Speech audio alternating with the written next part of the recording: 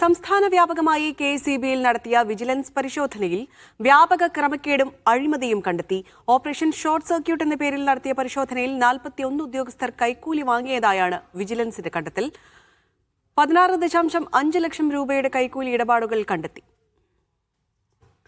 Sijo V John ചേരുന്നു വാർത്തയുടെ വിവരങ്ങൾ നൽകാൻ. സിജോ, വലിയ രീതിയിലുള്ള ഒരു ക്രമക്കേടാണ് ഇപ്പോൾ കണ്ടെത്തിയിരിക്കുന്നത്. എന്താണ് ഈ വാർത്തയുടെ വിശദാംശങ്ങൾ? ഓപ്പറേഷൻ ഷോർട്ട് സർക്യൂട്ട് എന്ന പേരിൽ വിജിലൻസ് ഇന്നലെയായിരുന്നു പരിശോധന നടത്തിയത്. കെഎസ്ഇബി ഓഫീസുകളിൽ 70 കെഎസ്ഇബി ഓഫീസുകളിലാണ് പരിശോധന നടത്തിയിരുന്നത്. ഇവിടെ നിന്ന് 41 ഉദ്യോഗസ്ഥരാണ് കൈക്കൂലി വാങ്ങിയതായി കണ്ടെത്തിയിരിക്കുന്നത്. ആകെ 16,50,000 രൂപയാണ് കൈക്കൂലി വാങ്ങിയതായി കണ്ടെത്തുകയും ചെയ്തിരിക്കുന്നത്. ഗൂഗിൾ പേ വഴി, നേരിട്ട് മാത്രമല്ല ഗൂഗിൾ പേ വഴിയും ഉദ്യോഗസ്ഥർ കൈക്കൂലി വാങ്ങുകയും ചെയ്തിട്ടുണ്ട്.